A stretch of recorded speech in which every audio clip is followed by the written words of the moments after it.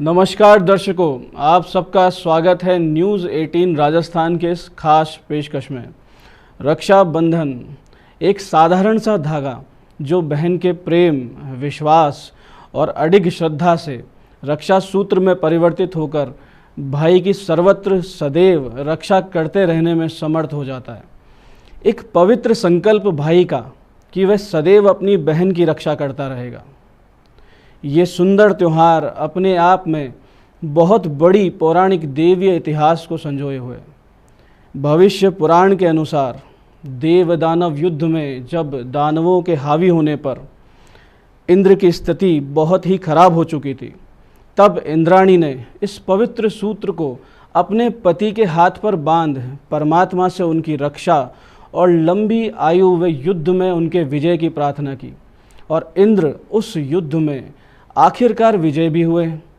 उस दिन श्रावण पूर्णिमा होने से यह प्रथा रक्षाबंधन के रूप में चलने लगी। आरंभ में गुरु शिष्य, पति पत्नी आदि संबंधों में भी ये रक्षा सूत्र बांधने की प्रथा थी।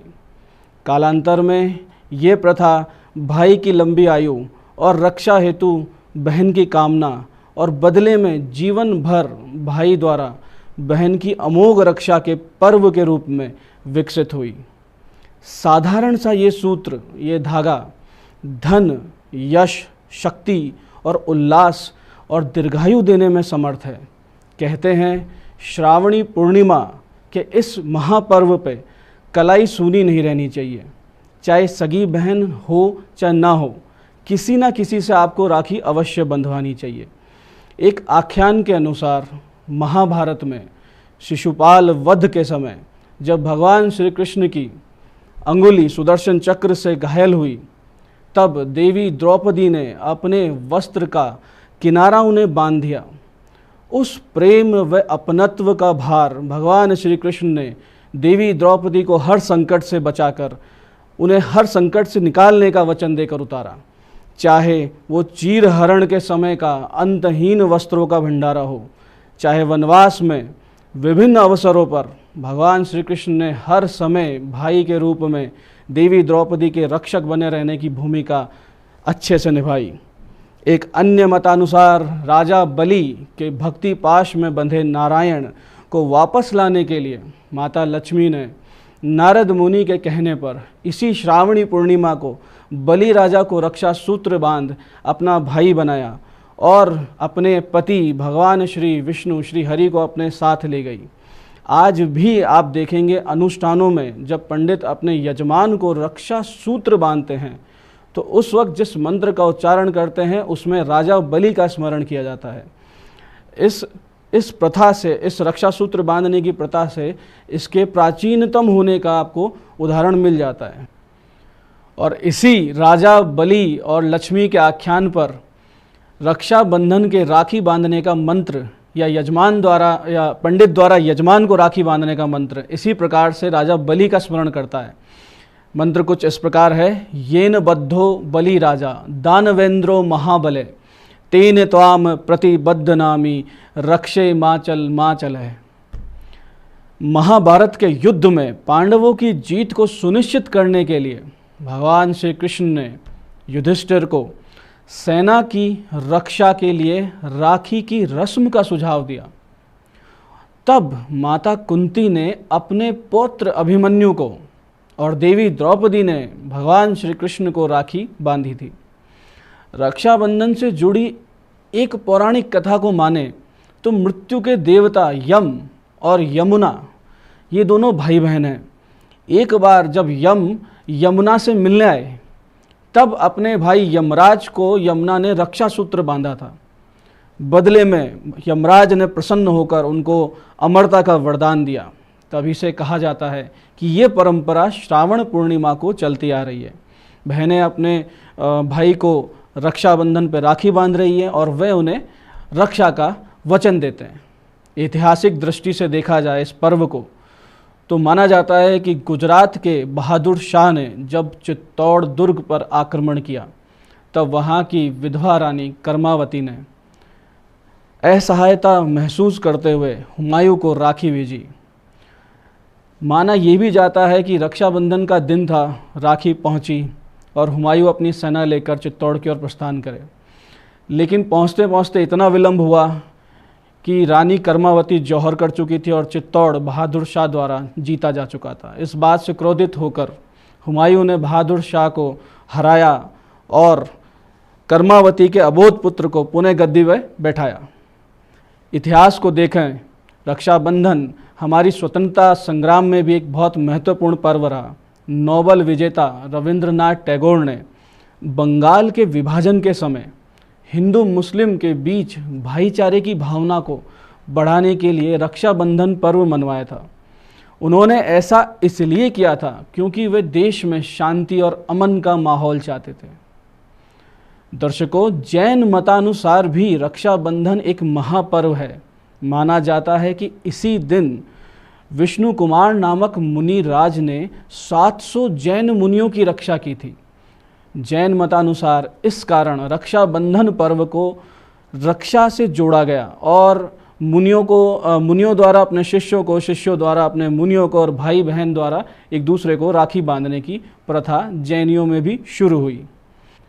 दर्शकों, रक्षाबंधन पर राखी ले जाने की जो थाली होगी, जिस थाली में राखी रखकर अपने भाई पर राखी बांधी जाएगी, उस थाली को गंगा जल से धोकर पवित्र जरूर कीजिए। गंगा जल का एक पात्र भी साथ में रखिए। शुद्ध कुमकुम हो, राखियाँ शुभ हो, अच्छी हो, आर्टिफिशियल ना हो, प्लास्टिक की या किसी मेटल की, धातु की नुकीली राखियाँ ना हो, ये बिल्कुल भी शुभ नहीं रहती, नकारात्मकता लेके आती है। कुमकुम शुद्ध हो। और एक बात आप विशेष ख्याल रखिए कि दिशा क्या रहनी चाहिए। जब आप राखी बांधे तो आपके भाई की दिशा, मुख की दिशा उत्तर या पूर्व में रखें। दक्षिण दिशा में मुख करके राखी बिल्कुल नहीं बंधवानी चाहिए, क्योंकि इससे शुभ फल बिल्कुल भी नहीं मिलते हैं। एक विशेष उपाय अगर बहनें अपने भाई के लिए करेंगी तो बहुत अच्छा रहेगा। इस रक्षाबंधन पे राखी बांधने के बाद में आप एक विशेष पत्थर आता है, गोमती चक्र, बड़ी आसानी से पूजा की दुकान पर मिल जाता है, 5-10 रुपये का आता है। 10 गोमती चक्र लेकर पूजा की थाली में रखिए और उससे अपने भाई की आरती कीजिए और फिर उन पर उसका हाथ लगवाकर भगवान शिव पे उन गोमती चक्र का अर्पण करवा दीजिए। इससे आपके भाई की दीर्घायु होगी, उनको स्वास्थ्य की रक्षा होगी, उनके कार्य सिद्ध होंगे।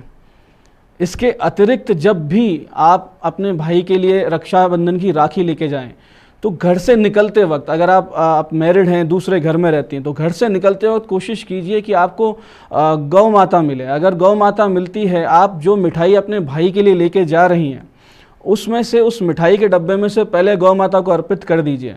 तो विशेषकर आपको पूरे 9 ग्रह और ईश्वर की इतनी अनुकंपा मिलेगी, आपको और आपके भाई को बहुत ही शुभ रहेगा, बहुत ही शुभ फल प्राप्त होगा।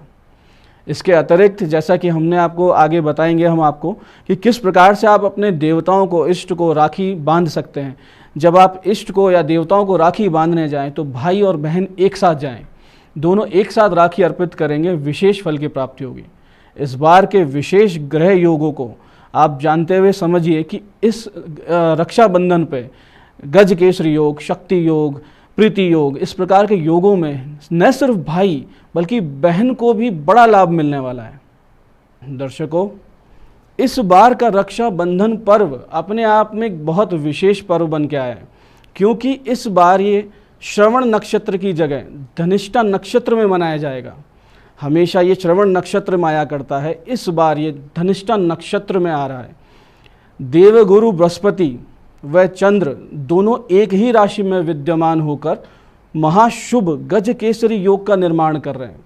साथ ही साथ सूर्य, बुध और मंगल भी एक साथ एक राशि में उपस्थित होकर प्रबल शुभ योग का निर्माण कर रहे हैं। इस प्रकार के शुभ ग्रह योगों से निर्मित ये महापर्व, इसमें जो मुहूर्त में राखी बांधने से भाई और बहन दोनों का ही कल्याण होगा और भाग्य में शुभता आएगी। इस वर्ष के रक्षाबंधन पर भद्रा का साया भी नहीं पड़ रहा है, क्योंकि भद्रा अगले दिन यानी 23 अगस्त को रहेगी। अतः आप सभी 22 अगस्त के दिन राहु काल को छोड़कर बाकी सुबह सूर्योदय से शाम 5:33 तक राखी बांधने का कार्य कर सकती हैं। राहु काल का समय शाम 5:16 से आरंभ होकर 6:52 तक रहेगा। अतः आप शाम 5:15 तक ही राखी बांधने का कार्य संपन्न कर लें। राखी बांधने का सर्वश्रेष्ठ मुहूर्त सुबह सूर्योदय से लेकर 10:32 सुबह तक रहेगा, जिसे शोभन योग कहते हैं। इस बार की रक्षाबंधन सर्वार्थ सिद्धि योग के साथ, कल्याणक योग के साथ, महामंगल योग के साथ और प्रीति योग के साथ युक्त होकर अति शुभ हो चुकी है। दर्शकों, ज्योतिषीय दृष्टि से हम देखें कि किस रंग की रक्षाबंधन में राखी बांधनी चाहिए, किस रंग की मिठाई खानी चाहिए, तो राशियों के अनुसार हम आपको समझाते हैं कि यदि मेष और वृश्चिक राशि, जिनका अधिपति मंगल होता है, इस राशि के जातक यदि लाल रंग की राखी बंधवाते हैं अथवा लाल पीला कलावा उन्हें बांधा जाता है और मिठाई में लाल पीले लड्डू रखे जाते हैं, तो ग्रहों की शुभता भी प्राप्त हो जाती है। शुभ मुहूर्त में इस प्रकार रंगों का और मिठाई का चयन निश्चित रूप से जीवन में ग्रहों का आशीर्वाद लेके आएगा। मेष और वृश्चिक राशि के जातक भगवान हनुमान जी को इस दिन लाल रंग की राखी या लाल पीला कलावा साथ में गुड़ का प्रसाद अवश्य चढ़ाएं। इससे आपकी सदैव रक्षा होगी, एक देवीय मार्गदर्शन आपको मिलता रहेगा। इसके साथ वृष और तुला राशि शुक्र की राशियां हैं, अतः इनके जातकों को श्वेत धागे से बनी राखी बंधवानी चाहिए और इसी रंग की मिठाई इस रक्षाबंधन पर्व पे आपको लेनी चाहिए। देवीय रक्षा और कृपा प्राप्त करने हेतु आप भगवान शिव पर मीठे दही यानी दही और मिश्री मिले हुए दही से अभिषेक कर उन्हें राखी अर्पित करें और आशीर्वाद लें। यदि आप माँ लक्ष्मी को चांदी की बनी राखी अर्पित करते हैं तो आपके जीवन में आ रही आर्थिक समस्याओं का अंत होगा और आर्थिक सुदृढ़ता के मार्ग आपके सामने खुलने लगेंगे। अब बात करते हैं हम मिथुन और कन्या राशि के जातकों की। मिथुन और कन्या राशि के जातक जिनका अधिपति बुध ग्रह है, इन जातकों को इस दिन हरे रंग के धागे की राखी पहननी चाहिए और इसी रंग या मूंग दाल की बनी हुई मिठाई खानी चाहिए। भगवान गणेश जी को अथवा भगवान श्री हरि विष्णु को राखी अर्पित करें। गणेश जी को आप मौली में यानी कलावे में बंधी हुई दुर्वा की राखी और भगवान श्री हरि विष्णु को तुलसी की बनी हुई राखी अर्पित करते हैं तो आपको बहुत विशिष्ट लाभ होगा, एक आध्यात्मिक लाभ होगा, आपकी रक्षा होगी और आपको एक ऊर्जा की प्राप्ति होगी। कर्क राशि के जातक भगवान चंद्रमा से जुड़े हुए हैं, तो उन्हें श्वेत धागे में पीला और लाल रंग मिला हुआ सूत्र बांधा जाए तथा नारियल की मिठाई अथवा छेने की बनी हुई सफ़ेद मिठाई खिलाई जाए तो उनके लिए बहुत शुभ होगा, ग्रह का उन्हें समर्थन मिलेगा। भगवान शिव पर कच्चा दूध अर्पित कर कर आप यदि श्वेत चंदन युक्त कलावे को भगवान शिव पर अर्पित कर उनसे अपनी रक्षा का आशीर्वाद ले सकते हैं। अब बात करते हैं सिंह राशि के जातकों की। सिंह राशि के जातक जिनके अधिपति भगवान सूर्य हैं, सिंह राशि के जातक को गुलाबी अथवा पीले रक्षा सूत्र बांधे जाएं और इसी रंग की मिठाई इन्हें शुभ फल देगी। विशिष्ट फल प्राप्ति के लिए सिंह राशि के जातकों को भगवान शिव को चंदन अर्पित कर और गुलाबी श्वेत मिला जुले रंग में रक्षा सूत्र अर्पित करने चाहिए, क्योंकि गोचर में भगवान सूर्य हाल ही में अपनी स्वराशि सिंह में भ्रमण करना शुरू किए हैं। अतः आप सभी सिंह राशि के जातक भगवान सूर्य को इस दिन अर्घ जरूर दें और गेहूं और भीगे हुए गेहूं और गुड़ और दलिया गाय को अवश्य खिलाएं। धनु व मीन राशि के जातक जिनका अधिपति देवगुरु बृहस्पति है, वो पीले रंग यानी पीत वर्ण की धागे से बने रक्षा सूत्र को पहने और इसी रंग से बनी मिठाई खाएं। देवीय कृपा प्राप्त करने के लिए, ईश्वरीय कृपा प्राप्त करने के लिए आप एक रुद्राक्ष की छोटी सी माला बनाएं या बनी बनाई ले लीजिए, उसे रक्षा सूत्र के रूप में भगवान शिव पर अर्पित कीजिए। साथ ही यदि आपने गुरु धारण किए हुए हैं यानी गुरु बना रखे हैं तो आप अपने गुरु भगवान को अवश्य रक्षा सूत्र बांध कर उनका आशीर्वाद लें। यदि गुरु नहीं भी बनाए हैं तो आसपास के किसी भी मंदिर के पुजारी या किसी संत साधु सन्यासी या किसी आश्रम में जाकर रक्षा सूत्र अर्पित करके उनका आशीर्वाद लें। आपका जीवन में मंगल निश्चित रूप से होगा। अब बात करते हैं मकर व कुंभ जातकों की। मकर व कुंभ राशि के जातक जिनका अधिपति शनि है, नीले भूरे रंग के धागा जिसमें हो ऐसे रुद्राक्ष से बनी हुई माला आपके लिए शुभ रहेगी। उड़द की बनी मिठाई, उड़द दाल की बनी मिठाई आपके लिए अति शुभ रहेगी। देवीय कृपा प्राप्त करने के लिए, ईश्वरीय कृपा के लिए, एक ईश्वरीय निर्देशन के लिए आप भगवान भैरव या काली मंदिर में रुद्राक्ष की बनी हुई राखी अर्पित करें और आशीर्वाद प्राप्त करें। साथ ही में अगर वहाँ पे आप नारियल का भोग लगाते हैं तो आपके लिए अति शुभ होगा।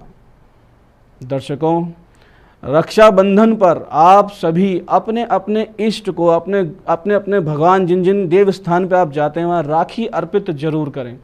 जिस मंदिर अथवा देव स्थान पर आपकी मान्यता है वहाँ आप इस दिन अवश्य जाएं और राखी अपने इष्ट को, अपने देव को, अपने देवी देवता जिन्हें आप मानते हैं उन्हें अर्पित करें।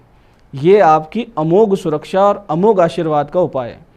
जब आप ये रक्षाबंधन पे राखी लेके अपने इष्ट के या देवता के जाएं तो आपका भाव कुछ इस प्रकार होना चाहिए कि जिस प्रकार देवी द्रौपदी ने भगवान श्री कृष्ण, परमात्मा श्री कृष्ण को रक्षा सूत्र अर्पित किया था, उस प्रेम से, उस श्रद्धा और विश्वास से, वैसे ही हम अपने इष्ट को रक्षा सूत्र अर्पित कर रहे हैं। और जिस प्रकार परमात्मा श्री कृष्ण ने देवी द्रौपदी की हर कदम पर रक्षा की, हर कदम पर उन्हें समर्थन सहायता दी, वैसे ही हमारे इष्ट हमें आध्यात्मिक समर्थन, सहायता, दिशा निर्देशन और हमारी अमोघ सुरक्षा करेंगे। इसके अतिरिक्त आप सब हमारे राष्ट्र, धर्म और समाज की रक्षा का यदि संकल्प लेते हैं और जीवन को शुभता की ओर, कर्तव्यता की ओर अग्रसर करते हैं तो इस महापर्व की सार्थकता सिद्ध होगी। इस खास पेशकश में इतना ही। आप सब इस कार्यक्रम में बने रहे, इसके लिए धन्यवाद। आप सबका ये रक्षाबंधन पर्व शुभ हो, सुरक्षित हो, दिव्य हो, प्रेममय हो। इस मंगल कामना के साथ नमस्कार।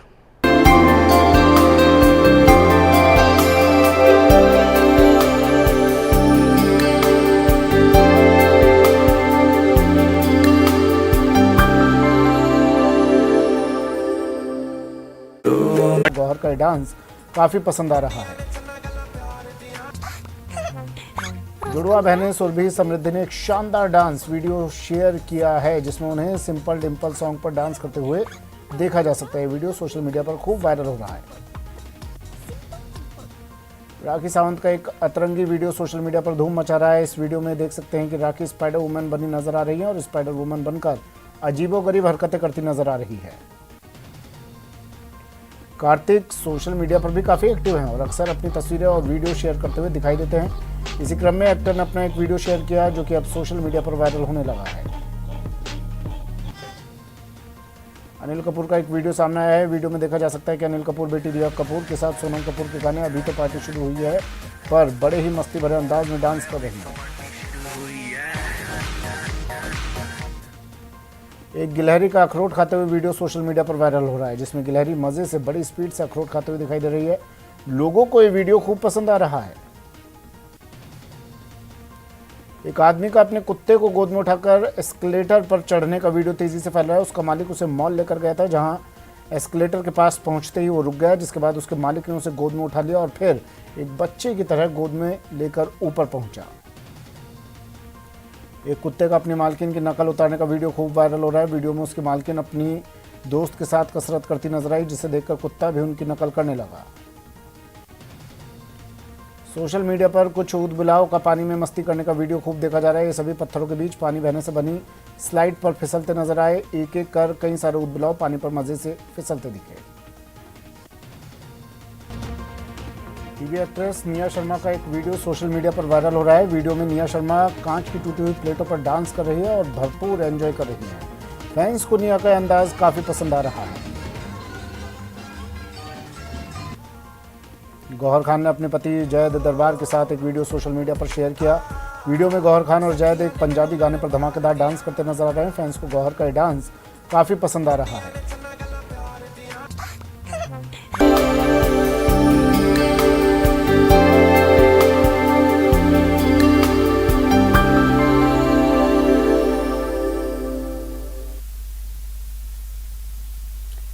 भाई बहन के अटूट रिश्ते का पर्व है रक्षाबंधन। जिसमें राखी की ऐतिहासिक कहानी चित्तौड़गढ़ से जुड़ी है, जिसमें मेवाड़ की रानी कर्णावती की राखी पाकर हुमायूं अपनी मुंहबोले बहन की रक्षा करने के लिए निकल पड़ा था। जब रानी कर्णावती ने हुमायूं को भेजी थी राखी, हुमायूं ने निभाया था भाई का फर्ज। राखी की ऐतिहासिक कहानी, भाई बहन के पवित्र रिश्ते का त्योहार रक्षाबंधन, जिसमें चित्तौड़ की रानी कर्णावती का जिक्र ना हो ये संभव नहीं। दरअसल उस वक्त महाराणा सांगा के निधन के बाद चित्तौड़ की गद्दी उनके बेटे विक्रमादित्य ने संभाली थी। तब मौके का फायदा उठाकर गुजरात के सुल्तान बहादुर शाह ने संधि के बाद भी दूसरी बार 1534 में मेवाड़ पर आक्रमण कर दिया था। तब राजमाता कर्णावती ने मुगल शासक हुमायूं को राखी भेजी और सहायता मांगी, तो हुमायूं ने राखी का मान रखा और मुंह बोली बहन की रक्षा के लिए निकल पड़े थे। चित्तौड़ के दूसरे शाके के दौरान महाराणा सांगा की विधवा राजमाता कर्मावती ने, जब उसके पुत्र के शासन काल के अंदर विक्रमादित्य थे, उस समय गुजरात के सुल्तान बहादुर शाह का आक्रमण चित्तौड़ पर हुआ था और रक्षा के लिए उन्होंने तत्कालीन मुगल सम्राट हुमायूं को आमंत्रित किया था एक राखी भेज करके कि उस मैं बहुत घिरी हुई हूँ और आपको मैं भाई बनाती हूँ और आप मेरी रक्षा करिए। हुमायूं ने उस राखी का सम्मान करते हुए चित्तौड़ वो पहुंचा। बहादुर शाह जफर गुजरात के राजा से पराजित हो रहा था संपूर्ण मेवाड़, तब अपनी आत्मरक्षा के लिए कर्णावती जी ने शहनशाह हुमायूं को राखी भेजी थी और हमारे मुस्लिम शहनशाह पर हम गौरव करते हैं कि वो उस राखी की लाज रखने चले आए।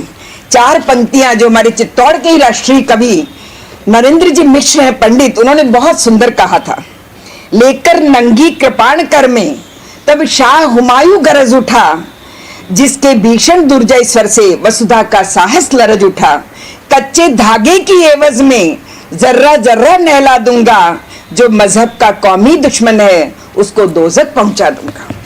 हुमायूं अपनी फौज के साथ अपनी मुंहबोली बहन कर्णावती की रक्षा के लिए चित्तौड़ तो पहुंच गए, लेकिन तब तक देर हो चुकी थी। चित्तौड़ पर बहादुर शाह ने कब्जा कर लिया था और कर्णावती ने जौहर कर लिया था। समय तक बहादुर शाह का आक्रमण हो चुका था और चित्तौड़ के जो रणबांकुरे थे वो शाका कर चुके थे और हुमायूं भी यहाँ पहुंचा, लेकिन राजमाता कर्मावती जौहर कर चुकी थी। हुमायूं तक जब ये खबर पहुंची तो गुस्से से आग बबूला हो उठा और फिर हमला बोलकर बहादुर शाह को शिकस्त दी और एक बार फिर से रानी कर्णावती के बेटे विक्रमादित्य को उनकी गद्दी वापस दिलाई। तभी से राखी की इस कहानी की मिसाल दी जाती है। मजहब की दीवार से ऊपर उठकर बने भाई बहन के रिश्ते को रक्षाबंधन त्योहार पर याद किया जाता है। हुमायूं को कर्णावती द्वारा राखी भेजा जाना लेकिन समय पर नहीं पहुंच पाने के चलते भले ही शाका हुआ हो, हजारों राजपूत छत्रानियों ने और अन्य लोगों ने अपना बलिदान दिया हो, लेकिन आज भी राखी की प्रासंगिकता उतनी है। कच्चे सूत के इस धागे का महत्व आज भी उतना ही है और आने वाले समय में लगातार कई पीढ़ियों तक, सदियों तक ये महत्व बना रहेगा। सुभाष बैरागी, न्यूज़ 18 राजस्थान के लिए चित्तौड़।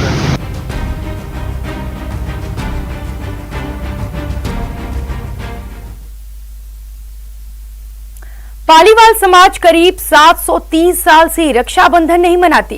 क्या है इसके पीछे वजह, क्या है पालीवाल समाज की कड़वी यादें, ये रिपोर्ट देखिए। भाई बहन की अटूट रिश्ते और प्रेम का प्रतीक है रक्षाबंधन का त्योहार, लेकिन जैसलमेर समेत देश के अलग अलग हिस्सों में बसे पालीवाल समाज रक्षाबंधन का त्योहार नहीं मनाते। करीब 730 साल से पालीवाल ब्राह्मण परिवार में रक्षाबंधन पर खुशियां नहीं मनाई जाती हैं। इनके लिए रक्षाबंधन त्याग और बलिदान दिवस है, क्योंकि पालीवाल ब्राह्मण समाज का रक्षाबंधन से कड़वी यादें जुड़ी हैं। वो कड़वी यादें पाली से जुड़ी हैं। दरअसल पहले पाली नगरी में करीब 1.25 लाख पालीवाल ब्राह्मणों के घर आबाद थे, जो काफी संपन्न थे। कहा जाता है कि 750 साल पहले मोहम्मद गोरी ने पाली पर आक्रमण कर दिया था, लेकिन इतिहासकारों के मुताबिक शमशुद्दीन को मारकर जलालुद्दीन खिलजी जब दिल्ली का शासक बना तब विक्रम संवत 1348 में जलालुद्दीन खिलजी ने श्रावण पूर्णिमा के दिन ही पाली नगरी पर आक्रमण कर दिया था। खिलजी सेना का पालीवाल ब्राह्मणों ने डटकर मुकाबला किया। युद्ध में बड़ी संख्या में पालीवाल ब्राह्मण शहीद हो गए थे। तभी से पालीवाल ब्राह्मण समाज रक्षाबंधन का त्योहार नहीं मनाते हैं। ये जो खिलजी वंश का जलालुद्दीन खिलजी है, वो शमसुद्दीन को मारकर फिरोज शाह द्वितीय के नाम से शासक बना था। उसने भी